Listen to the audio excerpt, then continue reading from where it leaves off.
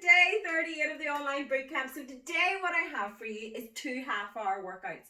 So if you've been hitting it every single week and you've been doing the hour workout, put these together like I am going to do today. So I'm doing these back to back for you today. So if you're used to your hour workout, I want to see you still hitting these 2 workouts. The reason I'm doing these is to give you options. So if you find that you are stuck for time for a day, that you have a half-hour workout there, boom, it's done. It's keeping that habit going and we're not messing around. You can get it done before you go to work, whatever the situation. But also a little bit of advice, if you do find that maybe there's an hour workout that you really enjoy, if you're stuck on time, you don't have to do the whole 3 rounds. But you need a good excuse to do that. You need to be rushing to work, maybe you had to get up at 5 in the morning to be able to do it. You need a good excuse to be able to cut back on workouts. Okay, so just because you're not feeling it or you're getting that is not a good excuse, okay? So if you have to run to work in the morning and you only have half an hour, get your workout done. So that is why I'm giving you these options. So you always get your workout done that way. So today, yes, without me rambling on. Okay, we have a whole body workout. So this is a half an hour workout that is going to hit every area of our body. Get in, get it done, get out. After that there we have cardio and abs, because I know you all love getting your training your abs, but I have to throw in the cardio there. We can't get away without doing cardio. So we have 10 exercises per workout. In this tutorial I'm going to be going through both of the workouts. So 10 exercises per workout, easy, 3 times 3, 30 rounds. Do the 2 together, you've got your whole hour's workout. Like, what more could you ask for? So without further ado, there is nothing in the first half one that, oh no, there is. I've kind of went a wee bit overboard on the just mixing exercises up and trying to make them slightly different for you guys. So we're starting off with golden oldie, squat and press. So bring the dumbbells up to your chest. If you got a barbell, hold them overhand at your chest, and we are just going to squat down, press right up. Remember, keep that core nice and tight. Do not rush the reps if you're using heavy weights, and we're just going to work through, pushing right through every single rep. After that, we have our squat pulses. So we can get a heavier dumbbell if we want, and what you're going to do is we're going to go down, sit right into the glutes, pulse up. So I'm not coming the whole way up, pulse, stay, keeping all the tension on my legs, and we're just going to squat up and down, and that's what we're going to do. So you really want to sit into the glutes, push the bum back, push through the heels, drive up again. After that we have a push-up with a dumbbell or a weight drag. So what you want to do to set this up, you want to get the weight that is behind your hands. So when you are in the press up position, you are able to go into your press up, keep the plank, and you're just going to lift the weight to the other side. Press up, lift the weight. Press up, lift the weight. Obviously the heavier the weight that you have, the harder that exercise is going to be. You want to get a weight that you are able to do, but is still challenging. Unfortunately, that's the only kettlebell I have, but these workouts are always deceiving. The light weights get heavy. Now, after that there, we are going to do a stiff leg deadlift with a bent over row. So we're literally just combining the 2 exercises together. We're going to go down, stiff leg, down, bent over row, up, stiff leg, down, bent over row. So you're getting a rep of each exercise. We're not going down, drive up, down, where you're only getting a half rep with the stiff leg. You want to get that full exercise, down, bent over row, stiff leg, down, bent over row, stiff leg, down, bent over row. If you don't get it, it's fine. As long as you are pushing and you are paying attention to what you're doing, keeping your form right, I'm happy with that. After that, we are going to go on to our pullover. So we need our benches.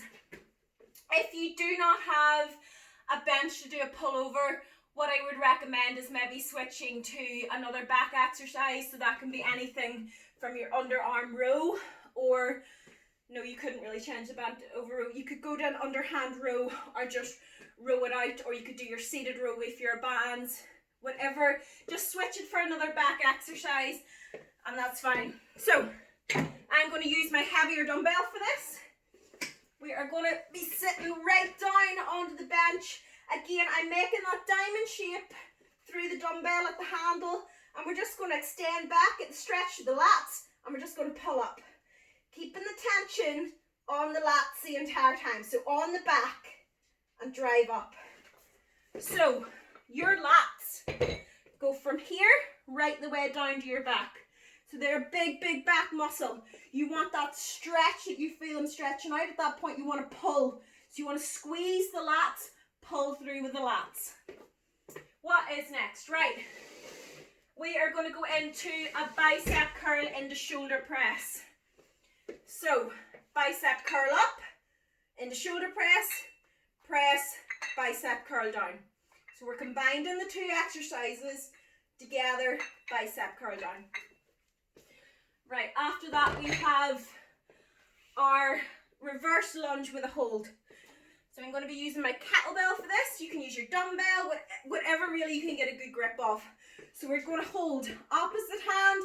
It's going to hold the weight of the leg that we're going to be lunging. And we're just going to lunge back, up again, lunge back. Again, keeping that core nice and tight, lunge back. Again, don't go too wide with the feet, nice right angles with each leg. Next exercise, we're simply going to change to the other side and lunge through. Wrong leg. And we're going to just lunge through the same as the exercise previous. Right. We have tricep dips next, but we're mixing it up a little bit.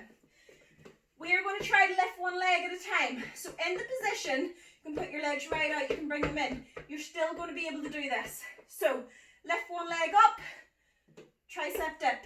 Lift one leg up, tricep dip. And we're just going to do it like that.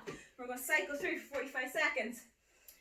Right, after that, we have a plank Superman. Into tabletop plank. You want to spread the feet, so don't have the feet together, have the feet out like a star, and all we're going to do is try to lift one hand or one leg. So you're going to go up, down, up, down. My leg was stuck under there. So if you can see it properly, we're going to go up like that. Now, if you cannot do this, there's still a way that we can do it. You can either hold a straight plank, and all I want you doing is lifting the legs. You'll feel the glutes working. Or what you can do is lift the arms. Whatever one you feel comfortable, or what you can do is do a rep with the hands in with the legs as well. And work it that way, and that way you can build it up. So that is our 10 exercises for the first workout. Now, we're doing that 3 times through. 45 seconds on, 15 seconds of rest. The next one is going to be our cardio and our core. So you need your mats ready. Wouldn't recommend doing core right in the floor.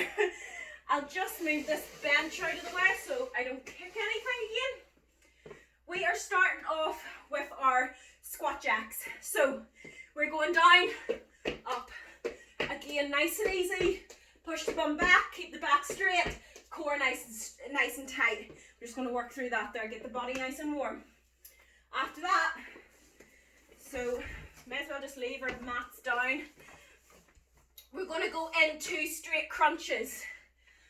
So make sure that your back is completely flat against the ground. You shouldn't be able to put your hands underneath. Bring the feet in, rest your head in the hands. Do not pull your head up with your hands. You rest your head in it. You're going to lead up with the sternum, and you're going to go up, squeeze. When you go up, breathe out, squeeze. Keep the tension on the core the entire time.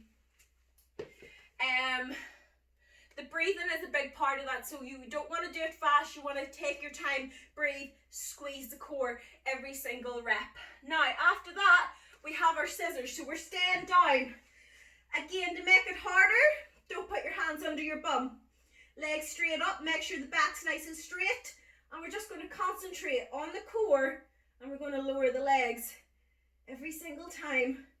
If you find you're feeling that on your lower back, simply place the hands underneath the bum, which will curl the back round. So it means that you've got like a dip. Your back's still not arched, it's dipping down. And that will rest the hips a little and support the lower back and make it slightly easier. But you still feel that in your core. Right, after that, we have in and out and a half burpee. Yep.